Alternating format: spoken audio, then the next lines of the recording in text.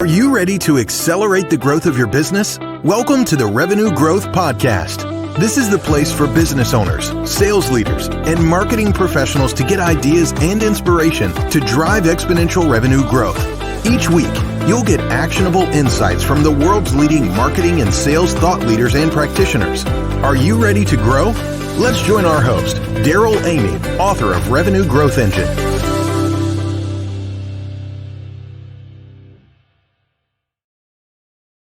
Welcome back to the Revenue Growth Podcast. Daryl Amy, Revenue Growth Strategist, your host today. We are on a mission to help 10,000 purpose-driven businesses double revenue so they can double impact. And we have an incredible conversation today with my friend Glenn Schmelzle. And I'm going to introduce him in just a second. Get ready, put your seatbelts on. We're going to have a very interesting conversation about artificial intelligence and sales and marketing and how it's impacting and can be positively impacting your business. This is going to be an incredible conversation today. Our episode is brought to you by Selling from the Heart. If you are in a highly relational industry where trust matters, you want to get to know Selling from the Heart. Selling from the Heart helps highly relational companies develop sales strategies that drive net new business and cross-sell revenue through building relationships and trust. You can learn more at www.sellingfromtheheart.net. And while you're there, make sure to grab a free copy of Larry Levine's book, Selling from the Heart. Well, the topic of AI has been a very hot topic. I think that is the understatement of the day. Glenn Schmelzle, our guest, is a marketer. He's a husband, a hockey dad, and local community supporter, also a fellow Canadian. He got in early on using the internet for marketing and brought in many fields for his employees. It troubled Glenn when he saw other businesses struggle to fill their funnels. So in 2009, he started to blog about his approach. His belief in rebooting the funnel was so strong, it led Glenn to create the Marketing What's New agency in 2013 and so many initiatives like the GA Fast Forward workshops. After that, he started putting out opinions under the Funnel Reboot name, first on Twitter and then as a podcast, which I've been a guest on, to widen the conversation so marketers everywhere can join in. Glenn is a wealth of information, knowledge, and inspiration, and a fellow Canadian. Glenn, welcome to the Revenue Growth Podcast. It's great to have you here. Daryl, I am so glad to be here. We're going to have fun today. This topic, I don't know if you've heard anything recently about artificial intelligence, maybe a little ChatGPT. It seems to be quite a hot little topic everywhere you go now. Making the rounds. So this is going to be a fun conversation because I know when we speak, you always have interesting and innovative ideas. Why don't you set this up? I mean, when you're thinking about technologies like ChatGPT and this generative AI technology that is rolling out rapidly in the world of sales and marketing, what's your perspective and point of view on all of this? Sure. I think the best thing, let's all maybe do this as a group exercise. Can we just take a second and breathe in? Really breathe in. Breathe out. Right. And I say that half jokingly, but really there have been so many things happening. You and I are speaking now in the middle of 2023. So for anybody in and around this time, there have been no shortage of stories that are doom and gloom about the disruption that AI is causing. And so I say we need to just take a breath for a second, because I see there being a lot of good that can come from what happens in business when humans are twinned with artificial intelligence. So it's not humans versus AI, it's humans plus AI. And I've seen, and I'd love to share some ideas with your audience about how in the sales and marketing realm, this really works. That's great. And by the way, if you're in the future, maybe 10 years from now, and you're actually either unemployed or working for an artificial intelligence sentient being, you'll find this conversation very interesting. There's so much drama around this, and it's obviously a very interesting topic from a philosophical standpoint. But if you get really, really practical and you look in the worlds in which you and I live, revenue growth, sales and marketing, all of that. So I'm curious, let's have a practical conversation. We'll leave the philosophy Right. for other folks today. This is a reality. This is a tool. It's a tool that we're all using in some capacity, and everyone's going to continue to use. And like any tool, I think it's important that that tool gets used correctly and to its full benefit. So I'm really curious what some of your ideas and strategies are here when it comes to how do we use the latest generation of AI in sales and in marketing. Sure. So I think one of the ways that it needs to be used is in how we measure our success. And I say that because, in my opinion, the promise that was made by the tools that we now have in all of our companies, I'm speaking of the CRMs, I'm speaking of the marketing automations, and I'm speaking of all those MarTech point solutions, right? That Scott Mhm. Brinker has on that, whatever, 10,000 plus, landscape of all those, Unbelievable. right? Yes. So we went ahead and we were given a promise that those things would further how we're acquiring customers and then make it easier for us to see what's actually happening all the way through the customer lifecycle and be more responsive. I think that promise was only half fulfilled. And I say that, and I'm not blaming any one vendor here, but if we look at the proliferation of tools that we got, Hmm. I think what ended up happening was that we got brought into the thinking that if we as the human were to dip into each one of those interfaces, like, you get up in the morning, you sit down, you log into one of them, you see something and you realize, oh, okay, well, the story for that prospect kind of stops there, but it picks up in the next tool. So what do? You log into that tool, and on and on you go. You're the cog that is, Right. in between all these different pieces.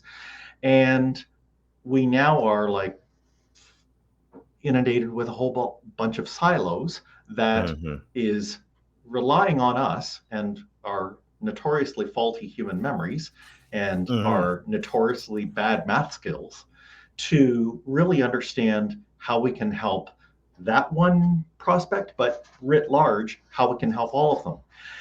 And what I've seen happen in the last few years is that when an AI is looking at a large set of information, they are able to do incredible things. So, permit me for a quick second to say what I mean there. The ChatGPT is a perfect example. What did ChatGPT do? It took all the words on the internet, or almost all of them, and it looked at them all and it noticed the patterns. And when you do that, and it's able to be asked a question and then it predicts the next word that should come back in the response, while it really isn't reasoning, it looks pretty darn effective at giving us the information that we need. It turned that massive, the internet, none of us is going to read the internet, but it could. And Hmm. it brought it down, and Did. it's Yeah. telling us things that are actually useful. Hmm. That same technology that is used with text can be used with data. So in days of old, we turned to statisticians to take massive quantities of data, and we put it all into databases, and they would look through it and maybe find something interesting that would actually help a business. What I've seen now is that we are getting into the realm where, with AI's assistance, that data that we have inside of our multiple siloed systems, if you structure it and you put it together in the right place for the AI can look at it and it can do that logging in the morning thing. It can tell Hmm. you, hey, I'm doing these things for you. Even better, it can say, I noticed that you have this kind of segment, which is being underserved. So I wrote up a bunch of emails that I think would be a good nurturing sequence. Would you like to look at them and run an experiment where we do it. Mm-hmm. This is the kind of thing that I imagine we should have gotten in the first place if we were really looking for that big promise that all of this technology was going to give us. And now I think we're at the point where we maybe even can expect it of that technology. We're getting really close. I think it's really interesting in all of that because when I look at, just on a very high level at technology like Chat GPT, if I let's just say a very mundane task is saying I need to write a press release about this new product. What's interesting to me, and this is my untechnical observation about how this works, is the software knows the framework to write a good press release, knows how long it is, what the flow should look like, and then over here it's got a bunch of facts, and it takes those two and it marries it together with pretty good English or whatever language you're working in, and puts those facts together in a 85% usable format that's actually quite insightful, useful, easy to edit and put to work. Um, and so, what I think that is very fascinating about this is if you look at, let's take the landscape from your business or the internet, the world, all the way down to your business. You've got a lot of facts in there about, and this is where I think the potential is really interesting to me. You've got facts in your CRM of some, you've got facts in your marketing automation platform and any of the other tools you're using in between, possibly meeting notes, capture tools, and all of that. And you also have facts in your ERP system, your billing system. And to me, this is really fascinating. If we looked at that landscape and said, okay, we've got some frameworks over here about how to create strategies, how to create content, how to create email. And we've got facts over here from your business and the ability to marry those together. Now, in essence, if we could all sit around as professionals, if we had the time to log in to the ERP, log into the automation system, log into everything and synthesize all of that, we could spend hours doing that for just one client, something that technology can do in a few minutes. And to me, this is where the promise comes is if we can take facts, marry them with frameworks, and then maybe merge in some general information and trends and data from the internet. This is to me a very promising tool for us to be able to come up with things that are hyper relevant for our salespeople, for account-based marketing strategies, for just one-off stuff at scale, to be able to be super effective. So I agree with you. I'm very excited about this and the prospect of what this is going to be able to do for us in both sales and marketing. I love how you said that. Notice that at no point did you shrug and say, we're just handing it all over to the AI. You, as a human, knew where you wanted to go with it. And you were the one who, I love that idea of framing it, right? You've got the framework, you know what the game plan is, and now you're plugging it in to different pieces.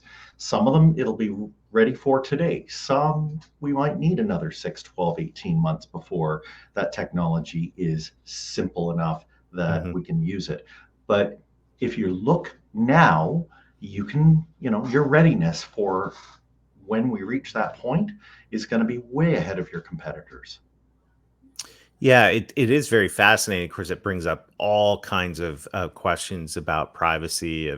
I can see business owners going, "What? We're going to put a artificial intelligence engine in our business, reading all of our sensitive business information." I mean, there's a lot of legitimate, genuine questions around that. But if you look at it conceptually, in being able to say, okay, we're actually going to be able to generate business intelligence, and whether that's with a customer, current client that we know about their interactions with us, we know about their account in our ERP, their data in our CRM, their email communications, like we know about that. um, what could be done with that to crack the, the golden goose in so many businesses, I believe, is cross-selling. So what are we doing inside our current customer base? That's So you don't right. really have to leave the confines of your business data to begin to really drive a cross-sell initiative through AI, which I'm tremendously fascinated with the potential there. But the flip side of that is, let's take prospecting out. A salesperson's got target accounts. Yep. Now I've got a call on that target account. I've got, if I'm B2B, I'm 6 people deep and decision makers and influencers in that target account. So I've got ABC company's chief financial officer. What in the world is important to them right now? And to me, that's exciting, right? Because I can take what's going on with CFOs in general in their industry, what's going on in their business. They're launching products, moving into Singapore, whatever is going on. And I can merge that together and have some kind of indication. Well, it's research that I could do as a sales rep. It just might take me 2 hours to dig into that depth and have someone come back to me, literally instantly with talking points and, strategies to drive conversation in an account like that. Conversation still has to be driven, and this is where I think, I'm curious what you think. My take on chat is, anytime I've used it, it's gotten me about 80% of the way there. Yeah. And to the point of where if I published or sent what was created, that 20% that's not right or not, it would make me look really bad. Yeah. It's Yeah. like Might come off there's as wooden. Yeah. but at the same time, if I can get 80% of the way there, to me, what I like about it is not even so much the time savings, because there's time involved in fixing it, if you will, or making it personal and right and correct. What I think is very interesting about it is it allows me to tap in and get ideas that I wouldn't have necessarily thought of in the moment. And to me, what I'm discovering, I'm curious what you're discovering as well, is as I use these tools in various applications, it's sparking thought that I didn't have before because it's bringing new ideas into some of this content and strategy. And the second thing, and that's making me actually, it's making me smarter, if you will, because it's just like having, if I had another person in the office next to me working on the exact same task, you might go, "Hey, Daryl, have you thought about dot dot dot?" And we're able to get that in a virtual assistant, an AI type assistant. And I think this is in a lot of ways raising the bar, and it's making a role of a marketer or sales professional less hunting down facts and more thinking about strategy. Yeah. So that 2 hours that you mentioned earlier, let's just attack that.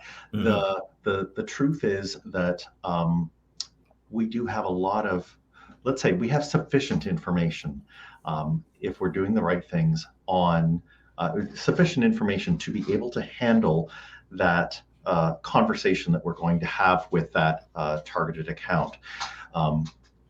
I say that because when we pull together our information from CRM, our information a step above from marketing automation, and even more anonymous information from our website or even from the data that Google gives us for Mhm. how our website is doing in search queries. Mm.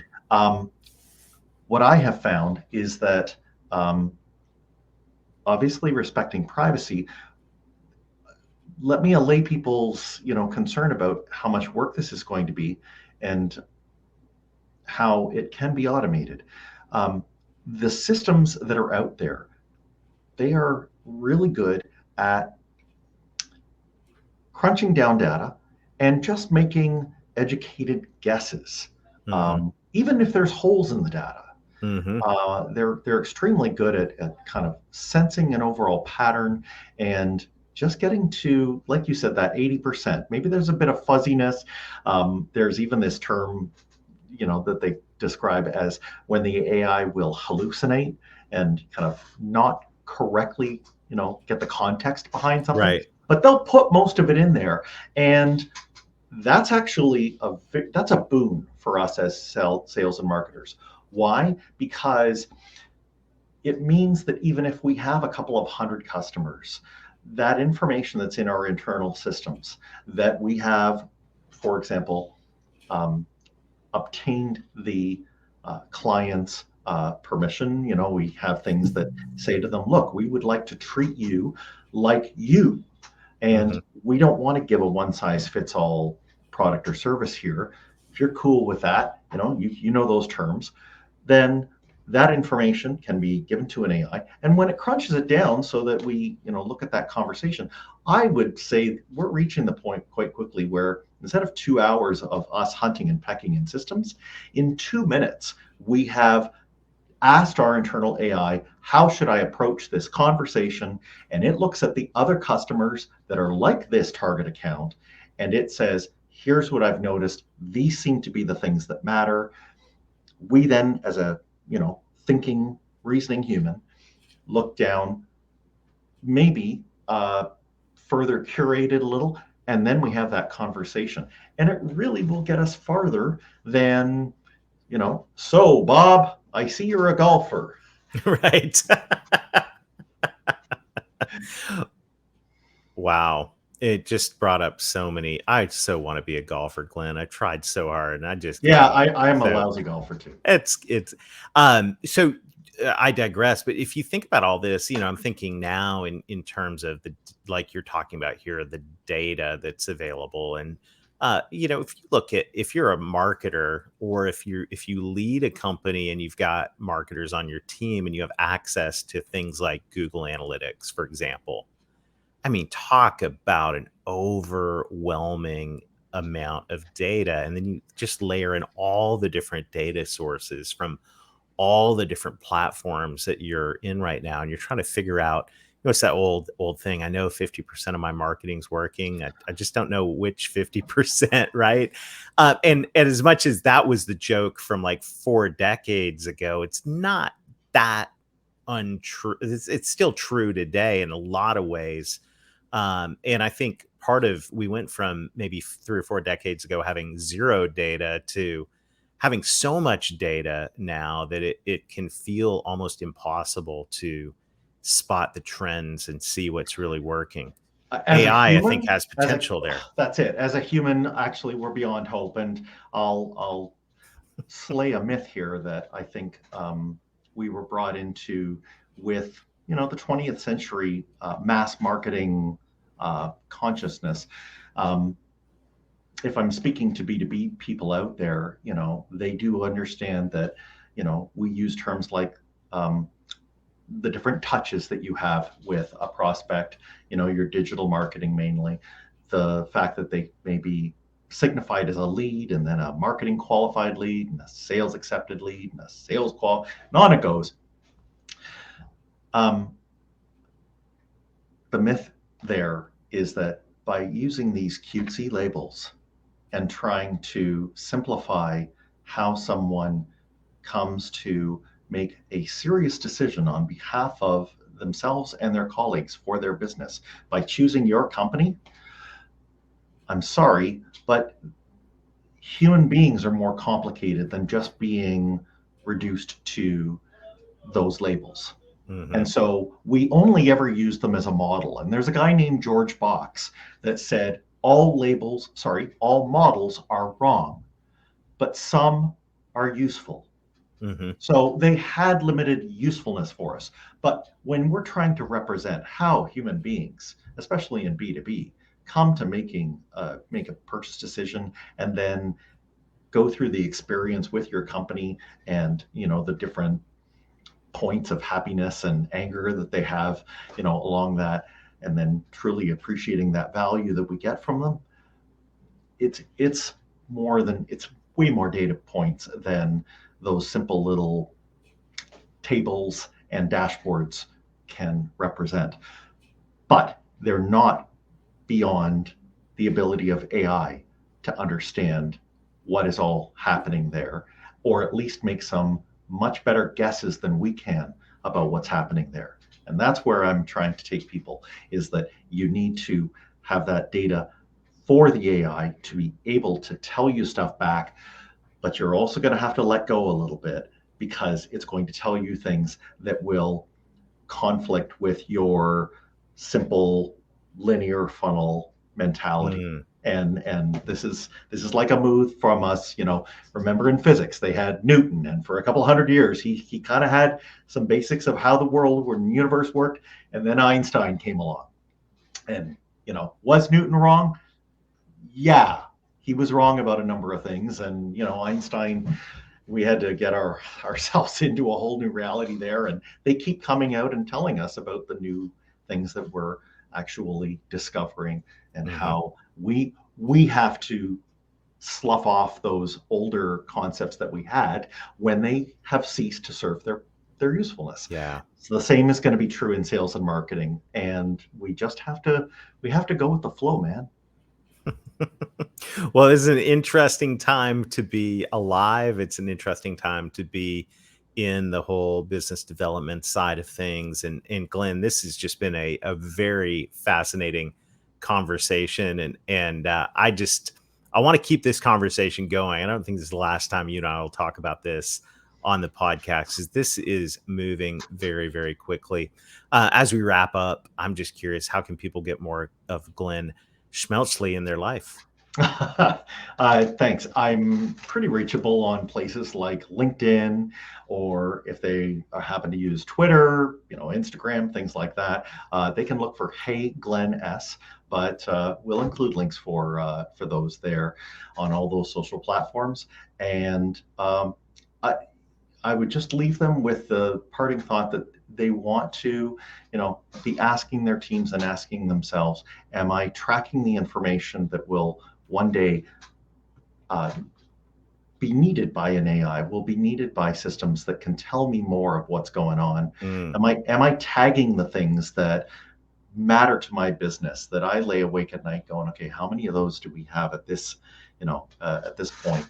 And if you have that, kind of repertoire of data that is nearing the point where it's all written down and it's not inside your noggin, right? That it's being recorded in systems of some sort, then you're going to be ready when you're able to bring AI fully into the picture here. Fascinating conversation. Glenn, thank you so much for sharing time with us today. This has been really, really awesome. Thanks, Daryl. Awesome. And thank you to everybody in the Revenue Growth Podcast audience. We've been saying this since the beginning of the podcast, this is a time for sales and marketing leaders to be on the front edge, to be paying attention to what's going on, to be innovating and driving, because the things that we're talking about here today, these topics are going to be the topics that are going to define us over the next 5 years, 10 years. And I love what Glenn's talking about. We've wondered, why are we gathering all this data that we don't seem to always be using? We can use it now. And this is time to make sure that you're gathering the things that you need to be able to take full advantage of all of this. So many fascinating questions are spinning in my mind out of this conversation. I'm sure they are in yours. So make sure to like or subscribe. We're going to keep this conversation going throughout the summer and the rest of the year. Thank you to everybody who's leaving reviews for the Revenue Growth Podcast. If you want to grab a free copy of the Revenue Growth Engine book, just go to revenuegrowthengine.com and click on free book. I'd love to give you instant access to the audiobook so we can continue this conversation about how do we drive revenue. We're here on a mission to help 10,000 purpose-driven companies double revenue so they can double their impact. So next time we'll have more ideas for you. In the meantime, keep doing what you're doing, keep pushing throughout the summer. And as we always say, let's get going and let's get growing.